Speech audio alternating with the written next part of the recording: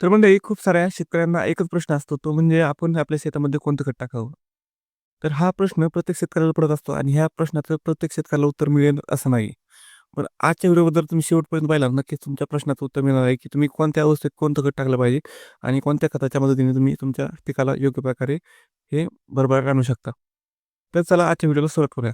तर मंडळी जर तुम्ही पीक घेत असाल ना, तर आपले जे खत घेत असाल त्यामध्ये सर्वात महत्त्वाचे 3 अन्नद्रव्ये असतात. ते म्हणजे पहिला असतो नायट्रोजन, दुसरा असतो फॉस्फेट आणि तिसरा असतो पोटॅश. हे सर्व महत्त्वाचे अन्नघटक असतात आणि याच्या मदतीने झाडाच्या जी काही वाढ असते त्याच्यात मदत करत असतात. तर हे जे अन्नघटक टाकतात ना, ते आपल्याला मोठ्या प्रमाणावर टाकावे लागतात आणि त्यानंतर येतात सूक्ष्म अन्नघटक.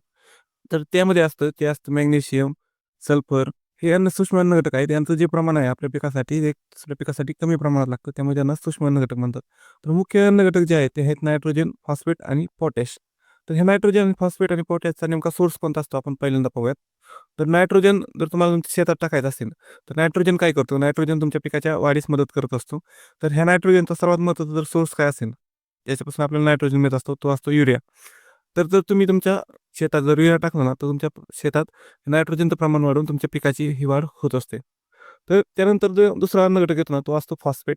फॉस्फेट काय करतो? तर फॉस्फेट पण तुमच्या पिकाला जी काही मुळं असतात, त्या मुळांच्या पोषणात जास्त मदत करत असतो. तर अशा वेळेस फॉस्फेटचा जर सर्वात महत्त्वाचा सोर्स जर पाहिला ना, तो असतो दाणेदार. तर दाणेदार जर पाहिला ना, तर दाणेदारमध्ये तुम्हाला एक 14% फॉस्फेट पाहायला मिळतं. त्याचबरोबर 14% तुम्हाला सल्फर पाहायला मिळतं आणि एक नॉर्मल 0.50% मध्ये तुम्हाला एक कॅल्शियम किंवा झिंक पाहायला मिळतं. तर या दाणेदारमध्ये जेव्हा तुम्ही दाणेदार टाकता ना, त्यावेळेस तुमच्या पिकाच्या अवस्थेत जेव्हा मुलींचा फुटण्याचा अवस्था असते ना, अशा वेळेस तुम्हाला ते जे फॉस्फेट असतं ना, ते मदत करत असतं. त्यामुळे जेव्हा तुमच्या पिकांची मुळ्या फुटण्याची अवस्था असते, ज्यावेळेस तुमचं पीक हे पसरत असतं ना, अशा वेळेस तुम्ही तुमच्या पिकामध्ये फॉस्फेटचं प्रमाण हे नक्कीच टाकलं पाहिजे. त्यानंतर जो तिसरा अन्नघटक येतो ना, तो असतो आपला पोटॅश. तर हा पोटॅश कधी असतो? तर पोटॅश तुमच्या पिकाला जेव्हा तुमच्या पिकाची पोसण्याची अवस्था असते. आता तुम्ही पाहू शकता हा कांदा आहे. तर हा कांदा आता पोसण्याच्या अवस्थेमध्ये आला आहे. तर अशा वेळेस तुम्ही जेव्हा पोसण्याच्या अवस्थेत येईल त्याच्या आधी 1 महिनाभर तुम्ही पोटॅश टाकलं पाहिजे. अशा वेळेस काय होतं, की पोटॅशला लागू होण्यास थोडा वेळ लागत असतो. तर अशा वेळेस तुम्ही 1 महिना जर अगोदर टाकलं तर तुमचं पीक जोपर्यंत पोहोचण्याच्या अवस्थेत येईल तोपर्यंत तुमचं ते पोटॅश लागू व्हायला चालू होईल आणि अशा वेळेस तुमच्या पिकाला तुमचं पोटॅश मिळून जाईल. तर सिम्पली हे जर पोटॅशचा जर सर्वात मोठा सोर्स जर पाहिलं ना, ते असतं आपण म्हणू शकतो म्युरेट ऑफ पोटॅश. तर म्युरेट ऑफ पोटॅश एक पावडर असते, ती काय होते जास्त फास्ट लागू होते. त्यामुळे हा एक पोटॅशचा चांगला सोर्स आहे. आता सर्वात महत्त्वाचं कन्फ्युजन आहे, की आपलं 10-26-26 काय असतं, 24-24 काय असतं, हे खूप जास्त लोकांना कळत नाही. तर 18-46 काय असतं. तर सिम्पली म्हणजे आपण एक-एक खत पाहूया. तर 24-24 जे असतं ना, ह्या खतामध्ये 24% प्रमाण हे आपल्या नायट्रोजनचं असतं. तर सुरुवात कशी होते होते पहा. पहिल्यांदा नायट्रोजन, दुसरा असतो फॉस्फेट आणि तिसरा असतो पोटॅश. तर हे जे 3 बोटं आहेत नायट्रोजन, फॉस्फेट आणि पोटॅश. तर यामधील सर्वात महत्त्वाचा जो घटक असतो ते जो आपल्या 24-24 मध्ये असतो, 24% नायट्रोजन. दुसरा असतो म्हणजे फॉस्फेट आणि तिसरा जो घटक आहे तो आहे पोटॅश. पण तुम्ही जर पाहिलं ना 24-24 मध्ये हे फक्त नायट्रोजन आपले आणि फॉस्फेट पाहायला मिळतो. इथे तुम्हाला पोटॅश पाहायला मिळत नाही. म्हणजे इथे जो पोटॅश आहे तो काय करत असतो तुम्हाला पोसण्यासाठी मदत करत असतो. तर हा पोसण्याचा जो खत आहे ते तुम्हाला हे 24-24 मध्ये पाहायला मिळत नाही. तुम्हाला फक्त एक वाढीचं आणि एक मुळ्यांच्या वाढीचं खत पाहायला मिळतं. त्यामुळे काय करतात लोकं, की जेव्हा सुरुवातीच्या काळात यांच्या पिकाची वाढ करायची असते, यामध्ये त्यात गरज असते नायट्रोजनची. तर नायट्रोजन देतात. या 24-24 मध्ये 24% नायट्रोजन असतं आणि दुसरं देतात ते म्हणजे फॉस्फेट. याच्यामुळे तुमच्या पिकांची मुळांची वाढ होत असते. तर 24-24 जे खत आहे ना, ते तुम्ही तुमच्या पिकाच्या सुरुवातीच्या काळात जेव्हा त्याची पोसण्याची अवस्था नसेल, त्याच्या आधीच्या काळात जेव्हा त्याची वाढीची आणि त्याच्या मुळ्या पसरण्याची अवस्था असते, अशा वेळेस तुम्ही त्याला 24-24 हे खत दिलं पाहिजे.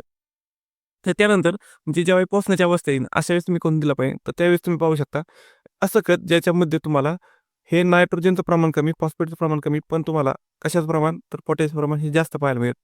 तर त्यानंतर आपण देऊ शकतो 10-26-26. 10-26-26 मध्ये पहा हे 3 बोट पहा. 10% नायट्रोजन, 26% फॉस्फेट आणि नंतर 26% येतं पोटॅश. तर आपलं जे पोसायच्या अवस्था असते, अशा वेळेस त्याला अवस्था असते ती म्हणजे पोटॅशची. तर 10-26-26 जर खत देत आहे ना, तर त्याच्या पोसण्याच्या अवस्थेमध्ये दिलं पाहिजे. कारण इथे पोटॅशचं प्रमाण जास्त असल्यामुळे तुमचं जे कांदा वगैरे आहे, त्याला पोसण्यासाठी हे 10-26-26 मदत करू शकतो. अजून खूप खतं आहेत, जसं की 9-24-24 ह्याच्यामध्ये पण तुम्ही पाहू शकता पोटॅशचं प्रमाण हे शेवटचा 24% आहे, तो पोटॅशचं प्रमाण आहे, हे जास्त आहे. अशा वेळेस तुमच्या पोसण्याच्या कालावधीमध्ये हे पोटॅशचं जर प्रमाण दिलं, तर तुमचं जे कांदा वगैरे आहे, ते पोसण्यास मदत करत असतं. तर शेतकरी मित्रांना हे समजत नाही आणि ते काय करतात, की खूप जास्त खर्च करत राहतात. तर म्हणे खूप जास्त खर्च करू नका. आमचे हे वडील काय करत होते, की आता कांद्याची तुम्ही पाहू शकता पोसण्याची अवस्था आहे आणि अशा वेळेस ते म्हणत होते, की 24-24 खत टाकायचं. पण असं नाही. हा कांद्याची पोसण्याची अवस्था असल्यामुळे आता याला गरज आहे ती म्हणजे पोटॅची. आणि ह्या पोटॅचा सोर्स पाहिलं तर 10, 26, 26, 9, 24, 24 असे खतं आहेत ज्यांच्यामध्ये 24% हे पोटॅशचं प्रमाण आपल्याला पाहायला मिळतं. त्यामुळे यावेळेस तुमच्या खताला जी पोटॅशची गरज आहे अशा वेळेस तुम्ही 15, 15, 15 ह्याच्यामध्ये पण पोटॅशचं प्रमाण आहे. 10, 26, 26 मध्ये पोटॅशचं प्रमाण आहे. म्हणून ही खतं आपण दिली पाहिजे. तर उगाच खतं टाकण्यापेक्षा आपल्या पिकाच्या वाढीच्या अवस्थेनुसार आपण ही खते जर पिकाला दिली तर नक्कीच आता शेतकरी मित्रांनो तुम्हाला फायदा होऊ शकतो आणि याच्या मदतीने तुम्ही तुमच्या शेतीमध्ये भरभराट आणू शकतो. आजचा व्हिडिओ कसा वाटला नक्कीच सांगा. व्हिडिओ आवडला तर नक्कीच व्हिडिओला लाईक, शेअर आणि सबस्क्राईब करायला विसरू नका. आणि पुढील व्हिडिओमध्ये मी तुम्हाला कशाप्रकारे युरिया, फॉस्फेट आणि पोटॅशच्या मदतीने तुमचं 10, 26, 26 बनवू शकता. त्याचप्रमाणे 24, 24 खत बनवू शकता. 1846 मध्ये सम्राट बनवू शकता. हे सांगणार आहे. अजून जर माहिती हवी असेल तर नक्कीच कमेंट करायला विसरू नका.